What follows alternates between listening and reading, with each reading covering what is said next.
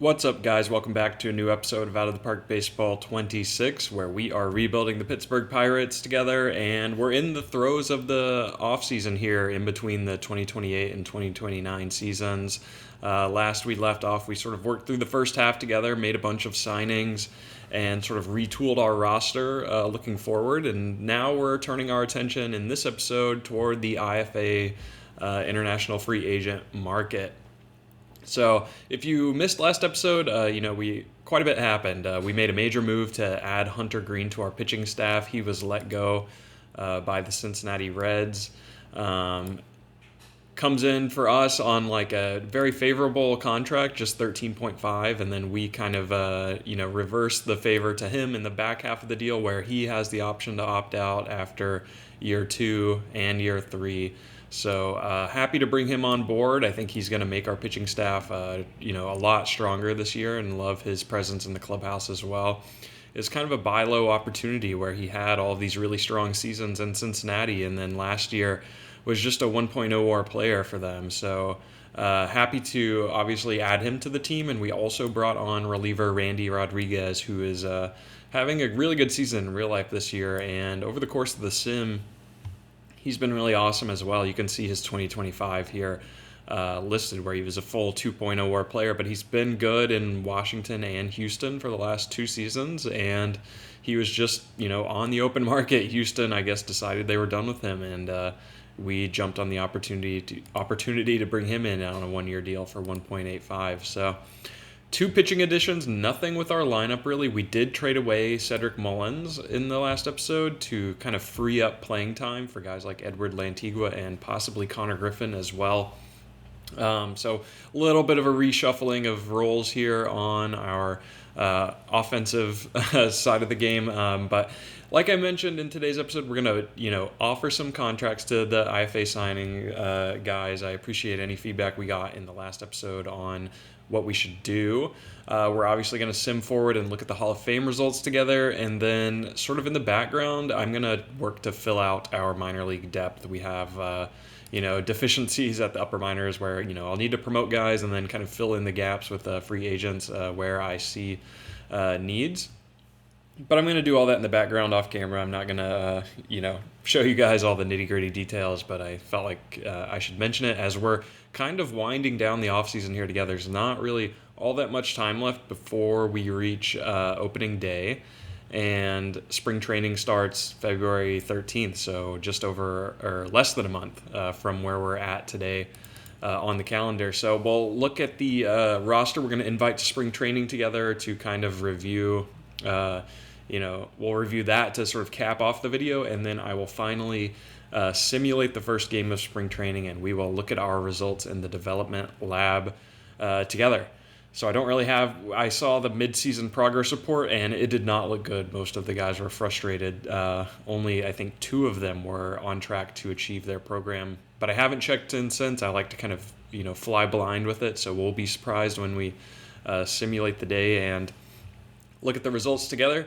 And I've made a note to remember to set a second round of programs this season. Last year, I sort of spaced out and forgot to do so. But it's not going to happen again, guys. Don't worry. I'll make sure we get another round of defensive and base running programs in there. But that's the plan. So if it sounds good with you guys, let's get started. As always, I appreciate any engagement you're able to throw on the video. It really helps grow the channel and, encourages me to continue making these videos. I'm never quite sure if the views are, bots or real people. So, feel free to make your voice heard or just, show me that you're real. I really appreciate it. But last we left off, we had sort of looked at, all of these IFA guys here. And we have a full 5.8 mil budget available to us with no restrictions. We played by the rules last year. And I'll reiterate again that we play with the setting where we can go above 5.8. Teams can spend as much money as they want here. This is just like the recommended budget allowed. We're sort of like, throwing it back to the old days when I think Yohan Moncada signed for like $30 million or something ridiculous. But we have to come in strong on these guys or else we're going to get outbid by the Dodgers. It happens every time. But, we had looked at these infielders, Mike Castellan, BK. I think he's a very safe prospect. good defense, good arm, good base running, solid power bat.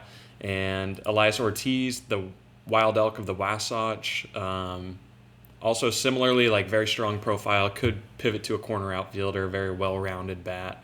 But we're honestly going to go with catching, guys. I think we are, sort of leaning toward team need here. And I considered everyone we had available to us. We have Big Florida, who is an extreme dev risk, and he's not really great at blocking or, catching. I think that kind of removes him from the conversation. So I was really down to these two guys. I'm just toggling up between them. Jose Alvarez, who is a pretty good defender, but really doesn't bring, he's kind of just an average hitter with a good eye. Or do we go swing bigger with Javier Ruiz, the big 6'5" catcher, who is a, capable defender, definitely not as good as Alvarez, but still capable. Both of them have good personalities, and Ruiz just brings the power. So we're going to go for Ruiz. That's, where I've landed on. I think maybe that was a shared opinion amongst you guys as well. So he wants 3.75. As I mentioned, we have sort of struck out on our primary free agency target in previous years. So we are going to come in very hot here. And am I like tripping out here? Or are we not at the IFA opening sign? Like, what is going on? Oh, our international complex is full. Give me a sec. Let's. I was like, oh no, did I like mess something up? No, it is our complex being full that is the issue. So we'll go in here and clear out some dead weight, just guys who are like very low potential players that we don't ever see contributing, who are older. So we'll just go ahead and release these like 5 guys. Not even going to bother looking at their attributes. So sorry about that false start. Javier Ruiz, we're back here for him. We're going to come in really hot. We're going to offer 5.7, I think. And that'll leave us 100K of wiggle room to maybe lowball some other guys. I think if we come in this hot for him, he will have a hard time turning us down. So I'm fine to just spend our whole budget on one player, guys. Like, I think, we've been penalized in the past for being, like, too cute with it and trying to, underslot guys or, like, pay them, like, $4 million and then pick up another guy for $2 million, and it just never works out in our favor. So we're going to go full 5.7 for him. And then I'm going to see if this guy, Edwin Torres, who only wants 250K. He's a switch-hitting outfielder with power. He doesn't have the best personality, but given how cheap he is, I'm going to see if he'll consider a 100K offer for us. I doubt he even responds to this, but we have a good relationship with him, so let's see. And no, he doesn't want that.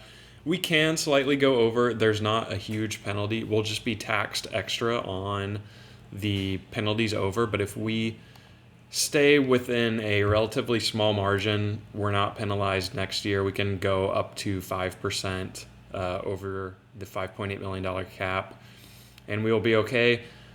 I mean, it's definitely a risk that he would go off the market by the time Ruiz makes a decision. Another team could easily swoop in and grab him. But I'm kind of just willing to, I guess, take that risk. There are other guys here who are pretty cheap that we could dip down and, try to take. So that's going to be the first offer. I'm going to leave it there. Javier Ruiz is our target, and we've offered him 5.7. So let me simulate a few days here. We'll get to the Hall of Fame results, and I'll update you all on any news we hear from Ruiz in the meantime. It looks like he favors the offer, so that's a good sign early.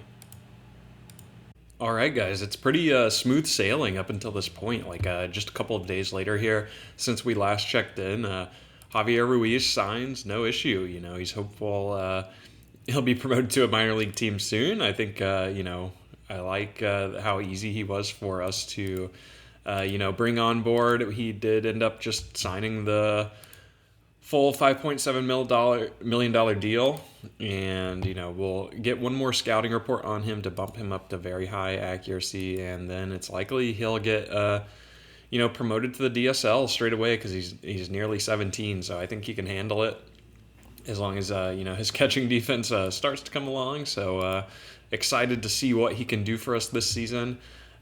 We also lost Mitch Keller. Mitch Keller ended up signing with the Tampa Bay Rays for a 2-year deal, 13.3 each season. So 26.6 total contract value. When we were considering QOing him, it would have been like close to 21 mil. So I think we made the right choice by not QOing him. But the fans were a little disappointed. We ended up losing a point of fan interest. We're down to 79 now. And, it's still much higher than what we were at 56, obviously, last time we were measured on it. And, we still had a bit of budget left over, so I decided to go back to this guy, Edwin Torres. And he was willing to consider like an offer of $150K, and he kind of, he just recently came back to us and said New York gave him a better offer. He now wants $200K. So we've offered him $200K. And if you come to the screen, that's 102% of what we're able to offer. So we're still playing by the rules. We're still not going to be penalized for, anything, super substantial. We're just going to be taxed a little bit on the extra money we're going over. The extra 100K we're offering, we'll have to pay double the tax on that. So I think it's okay. There have been like a number of other big free agency signings here. We kind of, just got the ball rolling, got our guy for 5.7. Well, really, this guy went for like 3 to the White Sox to start. And some of our other targets have gone. But I think I'm happy with our strategy that we just like played it safe and got our guy. I feel like the more drawn out it gets and we get into the bidding wars with teams, like we're just never able to win. But Alvarez ends up going to Philly for half the price. So I guess you could say, we definitely overpaid for our guy, but we're paying for the 80 grade power. And then I noticed also one of our other targets here went, Ibarra we looked at also went to Philly. So interesting. Ortiz is the one I wanted to highlight. Elias Ortiz. Goes to Miami for 2.4. So kind of everyone else we looked at signed for near their demand. But again, I just was like not willing to play so risky. So I'm happy to use our full budget on Ruiz. So we'll stay tuned on any developments with Torres, the outfielder. From here, it's pretty much smooth sailing. So the next time you may hear from me, it could be like the start of spring training, which is like, just a couple of weeks away at this point. So there's not really much news for us to cover in the meantime, in the time between. We'll look at Hall of Fame results. Obviously, Miguel Cabrera nearly gets a unanimous selection in his first year on the ballot, 99.1% of the vote. And Zach Greinke also inducted on his first appearance on the ballot at 83.4, but they are the only two. Adam Wainwright, Buster Posey, Joey Votto, Nelson Cruz all have like decent showings. No one else is really coming on strong, though. A couple guys dropped: David Wright, Bobby Abreu, Evan Longoria, Madison Bumgarner. Maybe we'll turn a couple of these guys into coaches, but like I mentioned, I'm just going to keep moving through everything off screen because I think we're mostly wrapped on all of our business here. So I need to fill out all of our minor leagues with depth. And next time I think we check in, it'll be spring training. So let's get moving. All right, y'all, we are at the eve of spring training, and I've done a lot of work in the background to sort of fill out our minor league system. We have guys, or even dispersion across like every level. I try to hover around like 30 guys per team here, and we've cleared out the international complex, promoted a bunch of guys to the DSL as well. So we've got pretty good balance. I don't think there are any major noteworthy signings here or promotion bumps. We can kind of just review the news as it emerges throughout the season. But I did want to, before we move into spring training, recap on some news. We did not end up signing Edwin Torres, the kind of switch hitting outfielder that we were going after. He was just ultimately too expensive. Ended up signing for close to 500K. So a little bit more than we were comfortable paying, and I honestly just didn't really care that much toward the end. So our only signing was 5.7 mil to the catcher, Ruiz. So we're going to adjust it here. Whoops, forgot a zero. There we go. And I wanted to take a look at our finances together. As you can see, we're projected to have huge increases here to attendance, and season tickets are projected to increase by 70%, which is awesome. I've tried to kind of thread a needle here where we do get like a really huge bonus in season tickets, and our revenue per game remains high, and our projected attendance remains high as well. So obviously we're coming into the season with a lot more fan loyalty and interest, so we're projected to make a ton more money on our final balance sheet here, a profit of like 40 mil. So I think that's going to be awesome, and hopefully we can keep it snowballing and kind of claw out of this the depths of payroll in the MLB. Maybe we can be more of a mid-market team rather than a bottom feeder in the coming years. So hopefully this is just like the first step in that process. But as you can see, we'll have a good amount of money hopefully available for extensions. I think I'm going to explore a long-term deal for Dan Beebe in spring training, and we can sort of try to lock him up until his maybe age 30 season. I don't think it's realistic to sign him to like a 15-year deal or whatever. I don't think he would sign that. I'm like putting myself in the shoes of like a former number one overall pick who debuted and like was shaky, but otherwise has been like tremendous across every level. Like I don't think his representation would want him to sign a deal that's so detrimental for him, but I think it's likely we can try to buy out a little bit of his free agency if we go maybe like a 7-year deal, something like that. If we can just get like a flat, I don't know, 10 mil per season here, where it's just like flat across the board, not even like snowballing or getting exponentially larger, I would be a fan of that. But I'm going to explore that sort of off camera. It's just something I'm kind of considering at the moment. And then we would have like a core of Jones, Green, Beebe kind of locked into our pitching staff. But I wanted to review moves across the league too before we got too far into things. There have been several signings since we last checked in and left off. Like obviously we've advanced really quite far in the offseason at this point. We sort of left off around this area where Riley Green had signed with Texas, and then the Lowe brothers signed with the Dodgers and San Francisco accordingly. But the next big domino was Emmanuel Clase, who just signed a single 1-year deal with Toronto for $42 million. So huge, massive contract for the now 30-year-old Clase, who is still quite good. There is our Hunter Green contract, and you can see Glass now goes to Vegas for just 6.8 mil. Clay Holmes to Detroit on a 3-year deal worth pretty substantial money. Luis Castillo, sort of our backup plan if Hunter Green did not end up working out for us, signs a 3-year contract for around 11 mil per season to head to Detroit. He ought to do really well there.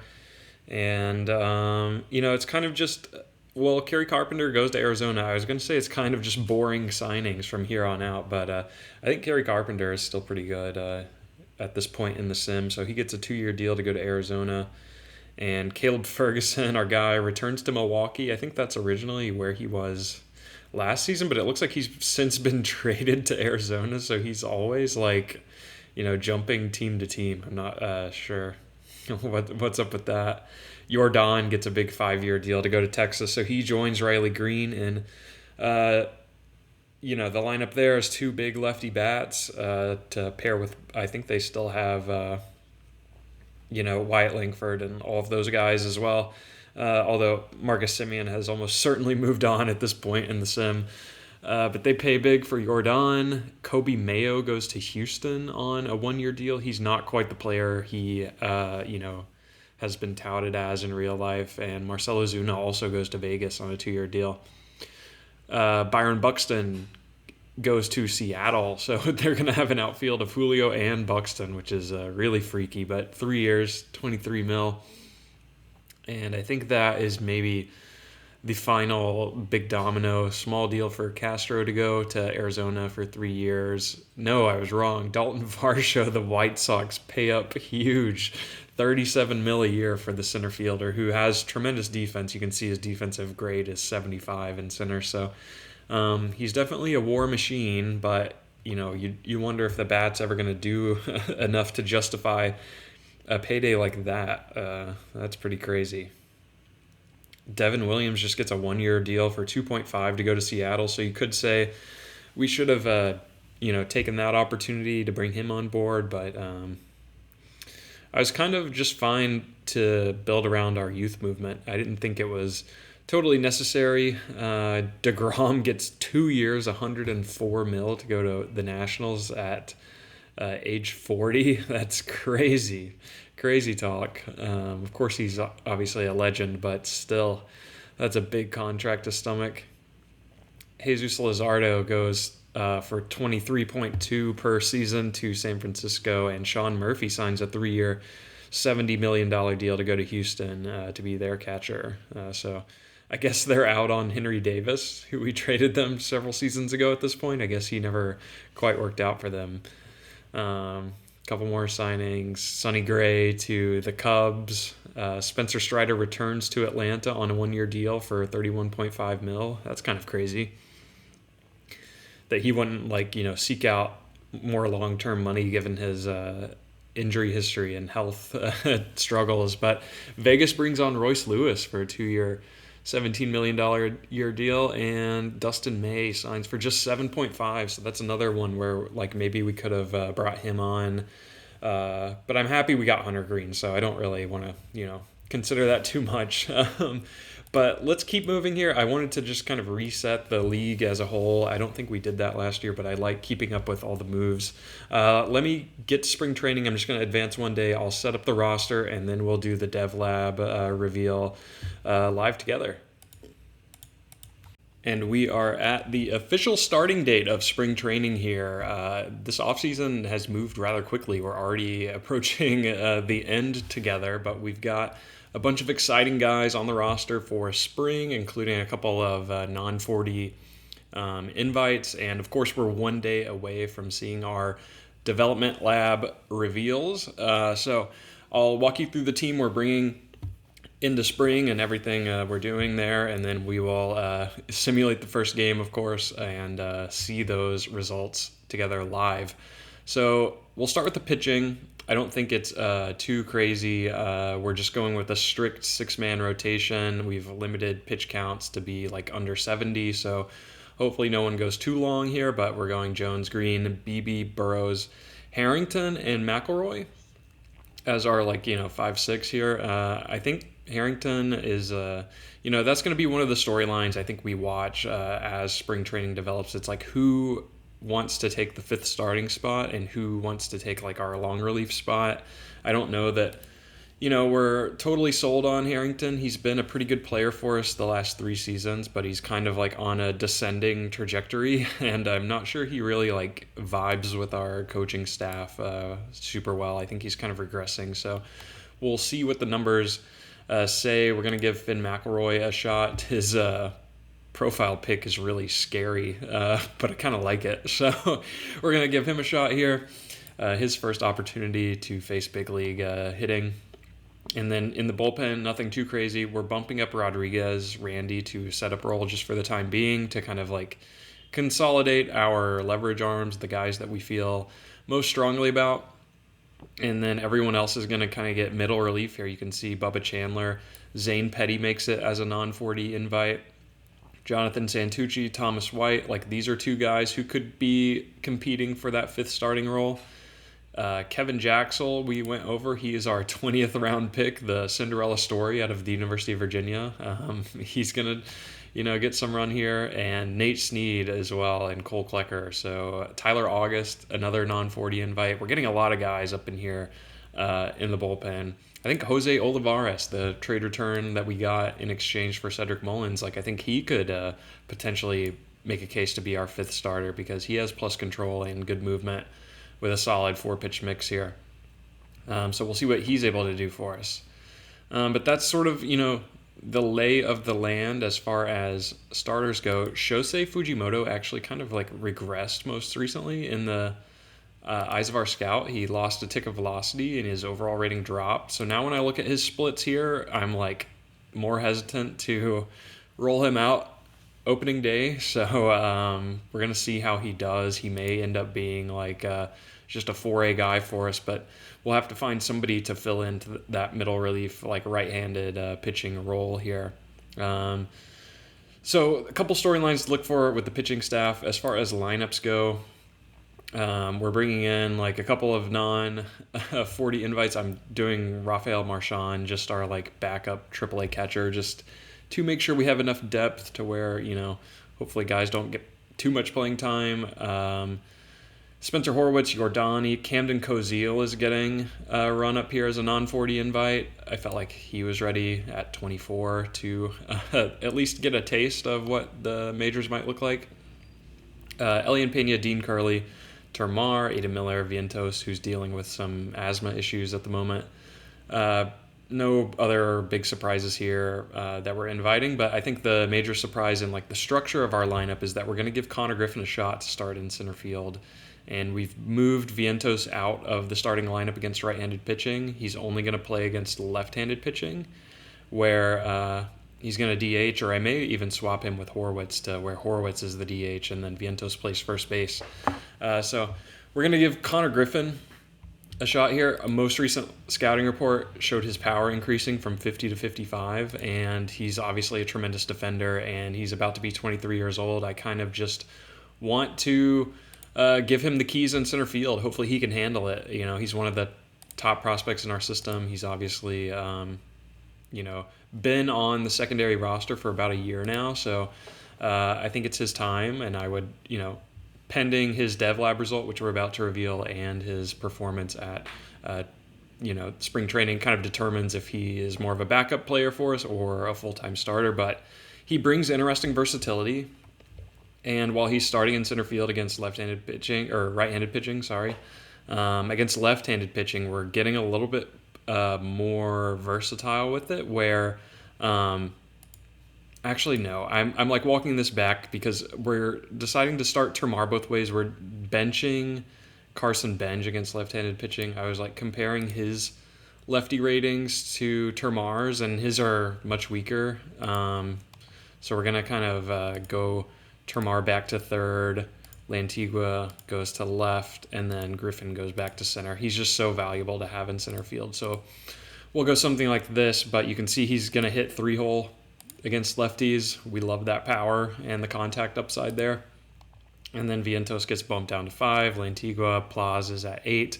And we're also going to make the change to hit Wyatt Sanford leadoff. I think he just brings a little bit more upside on the base paths. Having him hit higher in the order just makes sense. So it's kind of a transition off of Spencer Horwitz, who will now bat 9th for us. So let's get to the dev lab results. Enough spinning our wheels.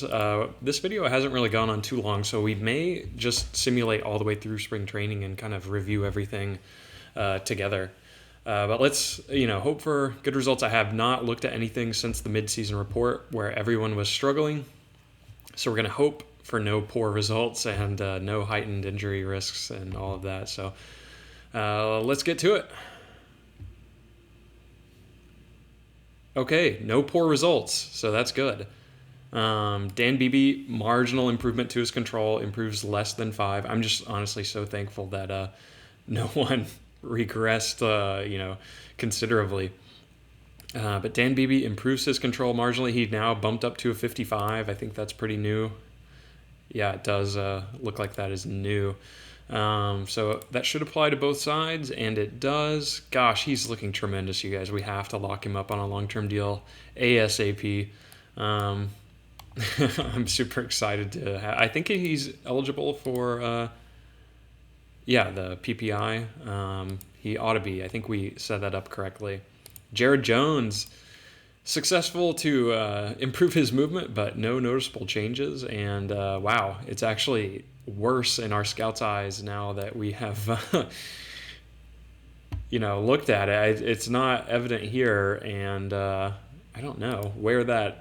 It's sort of like the inverse of what I would expect to see. It went from like 50 and 50 down to 45 and 45. So that's definitely something, even though we got a successful roll on the program. No noticeable changes for the majority of these guys.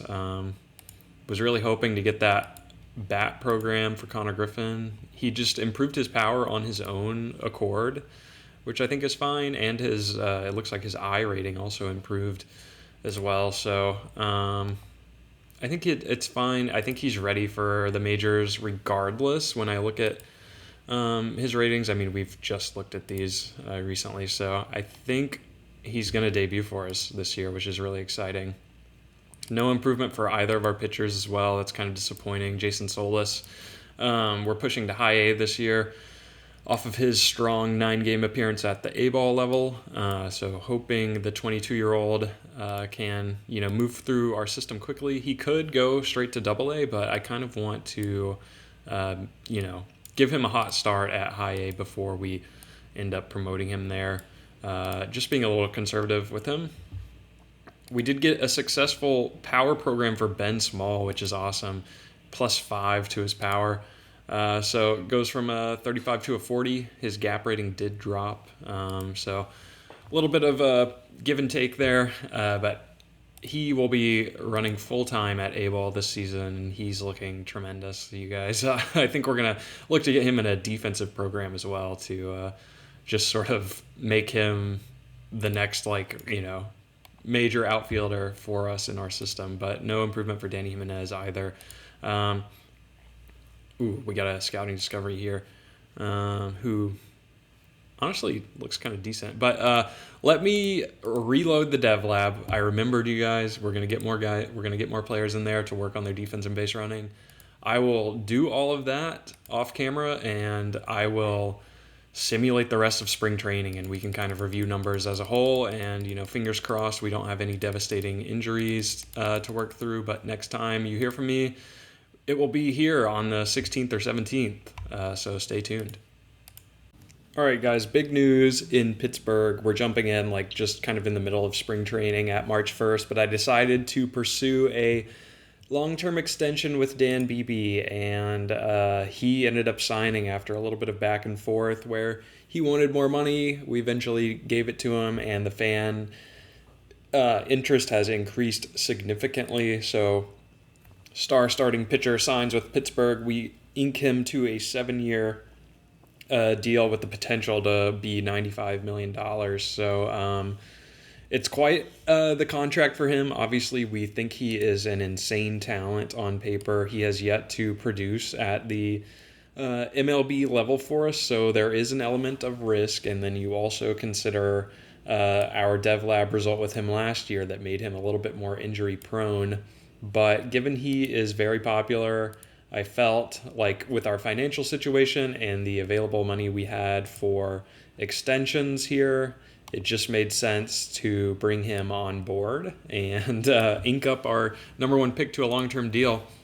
So we've sort of just kind of made it pretty flat across the board. You could make the argument to backload it, but I kind of just wanted it even across every year. So we're starting off just paying him next season. He's on the minimum this year, of course, but starting next season, he's getting a flat 12, and that's going to, be there until age 26, where he's getting 12.5. It's all guaranteed, no opt-outs, no team options, and then his final year of arbitration and his 2 post-arb years, he's getting 15 mils. So it's quite the guarantee. Obviously, we've gone over the risks and all that, but we're willing to bet on him, and he can hit free agency again at relatively young age, 30, 31, and probably get paid like $500 million by then, due to considering inflation and all of that. But we did it. We locked up our guy Dan Beebe for the foreseeable future. So hopefully he can actually produce for us rather than just being good on paper. but definitely noteworthy. No major news on the spring training front yet. We're about halfway through, so we still have 2 weeks to go. I'll loop back once we're done.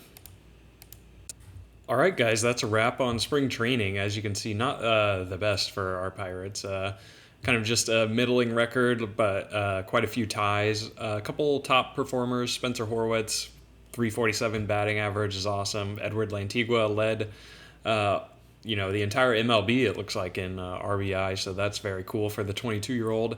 But no other mentions here, kind of a quiet spring. We did suffer an injury, unfortunately, and it is Tyler Holton, who is out for 7 more weeks. We threw him on the 60-day, kind of at the midpoint of spring training. He had a strained forearm, which is, looks like it's pretty severe. So that's one of our, leverage bullpen arms out, and obviously not good, not ideal.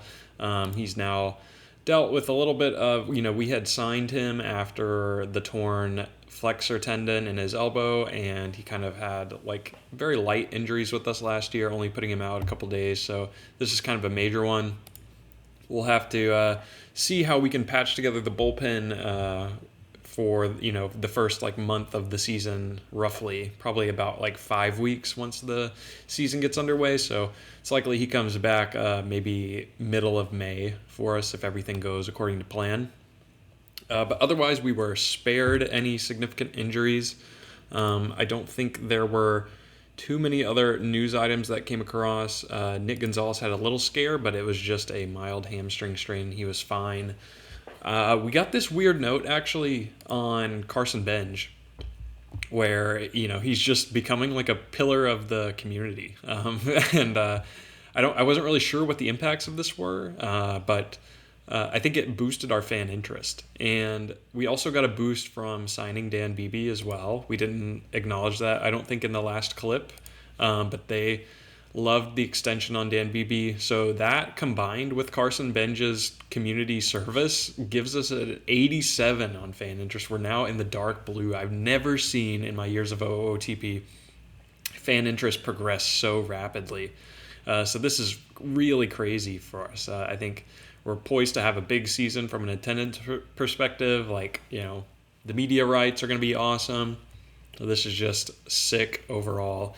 Of course, it may dwindle a little bit as we progress, but wanted to update you all on that big jump there. If we pivot our attention to on-the-field performance, I'm not going to do roster cutdowns on camera here this episode. We'll kind of just look at stats together, and then I will do that off camera in between. This is going to be how we're going to wrap up the episode here. I'm going to leave you with just the thoughts of the stats to sort of mull over, and then I will cut down rosters off camera, and we will pick up on opening day next episode. But if we isolate to pitchers who we list as a starter, obviously a lot of these guys got appearances out of the bullpen, and we use strikeout minus walk as our key metric.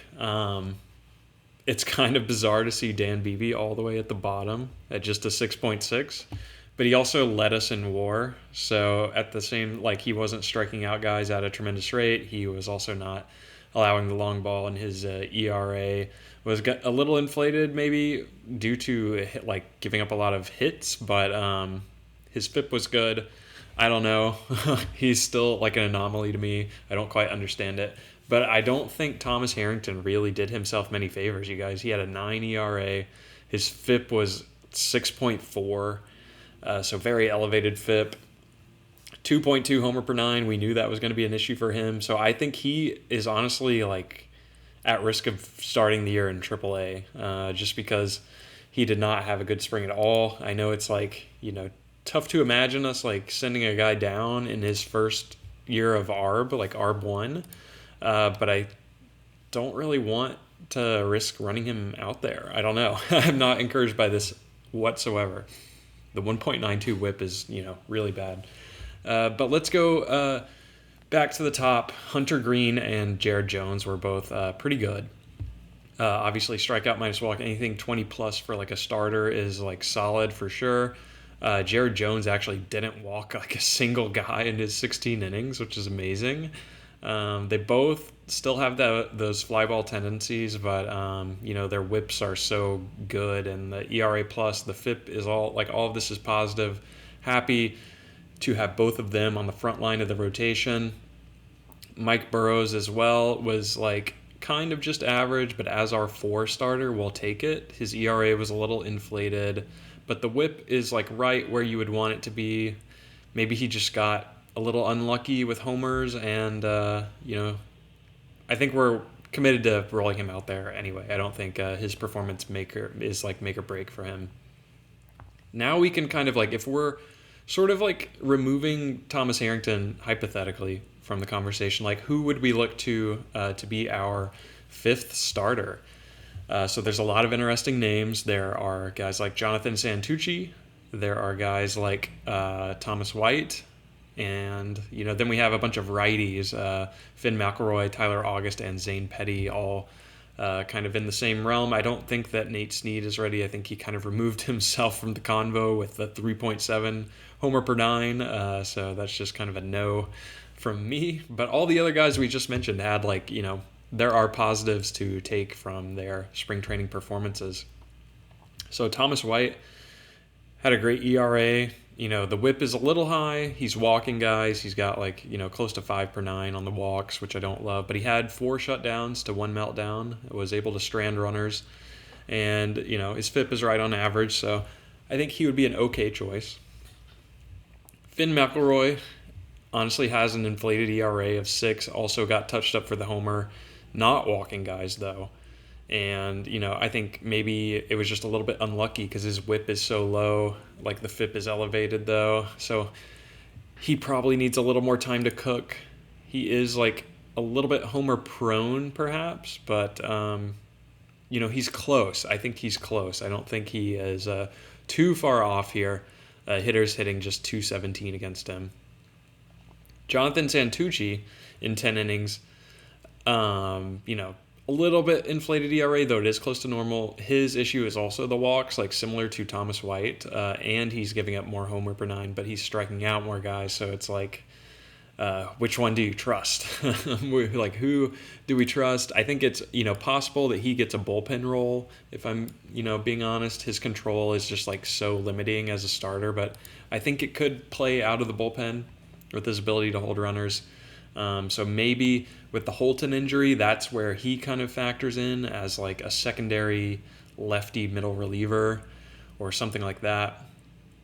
Tyler August here and Zane Petty had, the best showings in spring for us.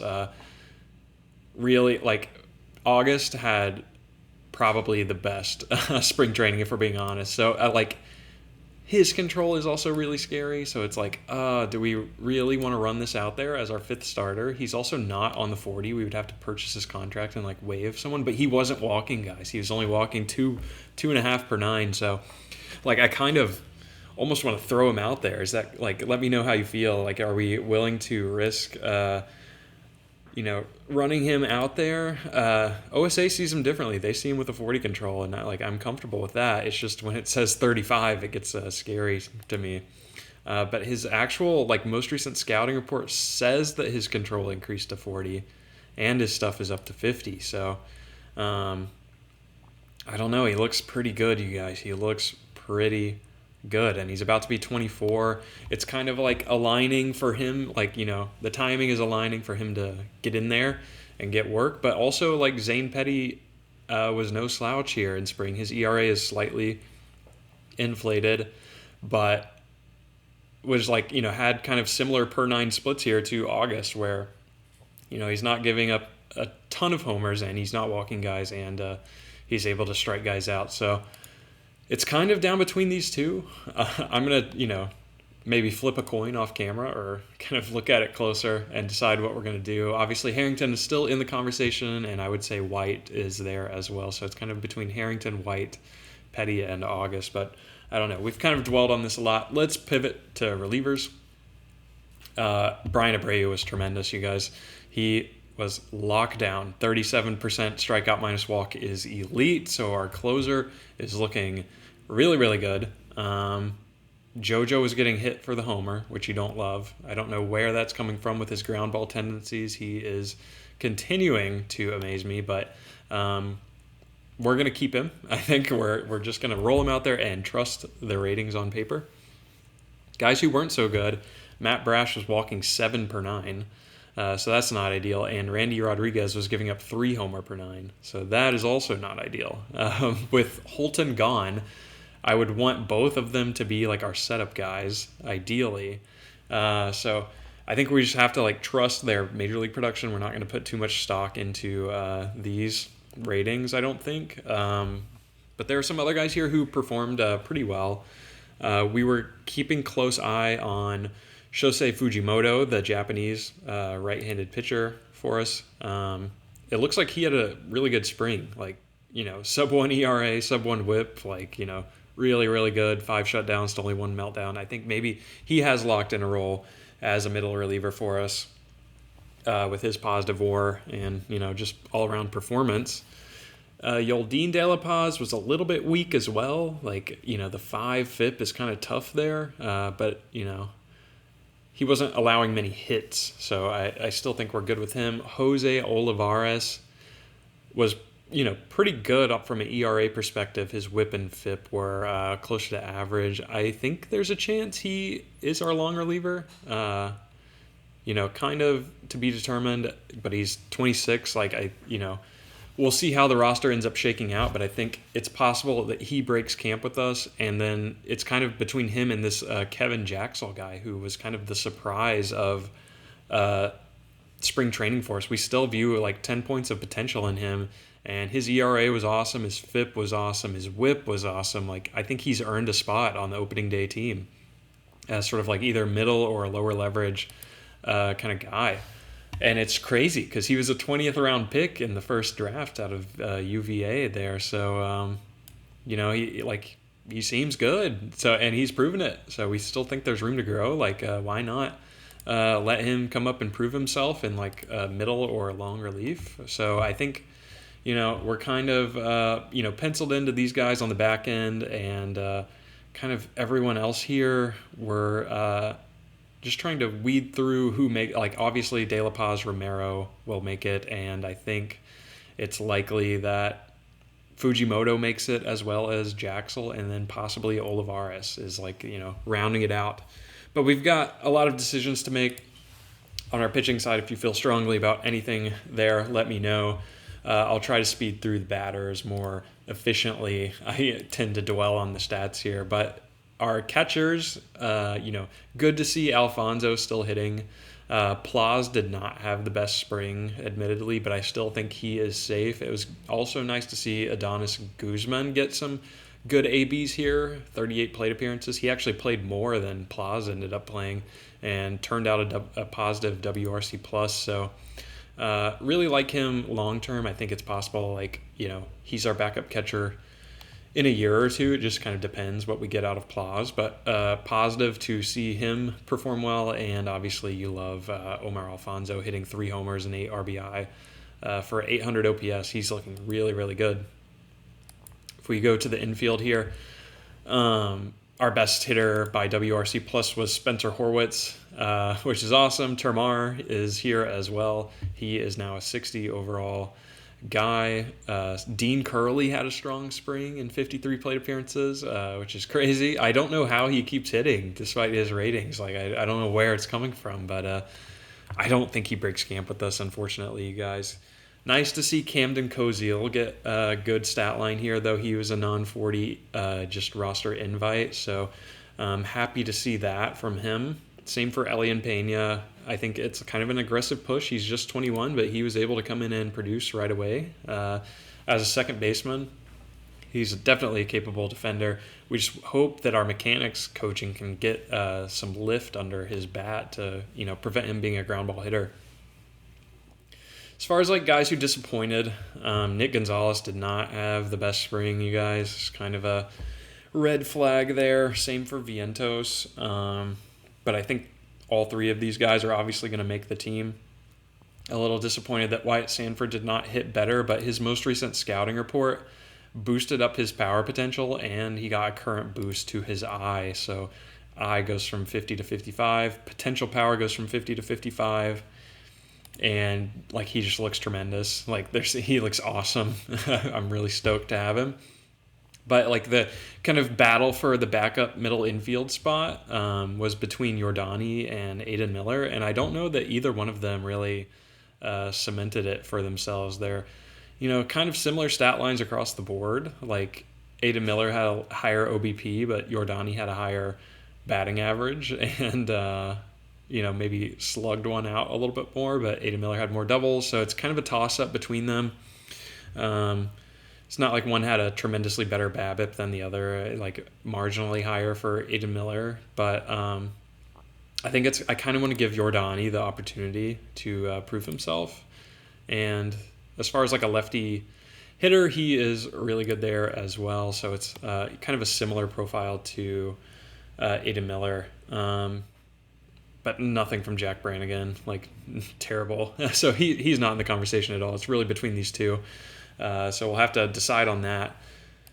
In the outfield, a lot of positivity here. Connor Griffin did not, unfortunately, hit. I think we were hoping for more out of him, although he did hit 2 homers and got 2 steals. He was striking out at a big clip, 37%, which does align with his ratings. But I think in the long term, having him out there for the defense, I just think it's time. I don't want him to stall out in AAA any longer. I want to put him on the field regularly.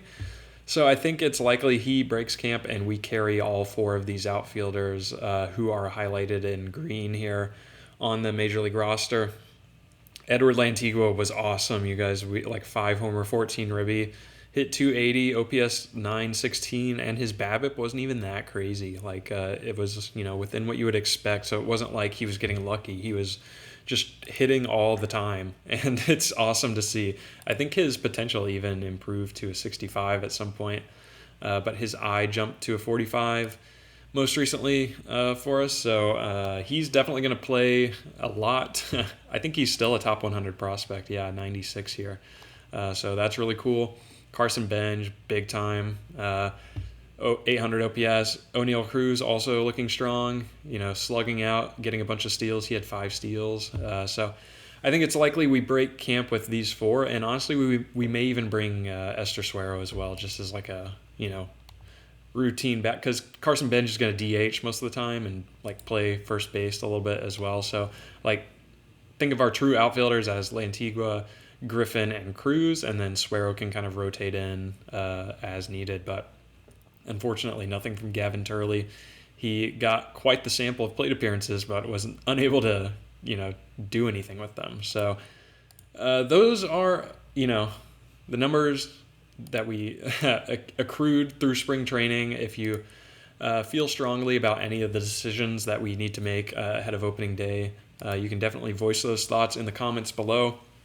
But we're going to wrap up the episode here. I'm not sure if this one was short or not, but if it was, enjoy the rest of your day, I guess. I will be back with you next time at the start of the 2029 season with a fully cut down roster, and we can kind of review the decisions there and kind of recap the final round of Dev Lab results. I did remember to get new guys in there. I'm sure you guys are proud of me for that.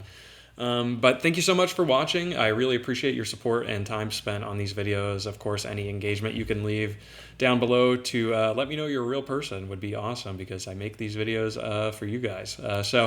Anyway, I'll sign off. Take it easy, guys. I'll see you back with a new video very soon.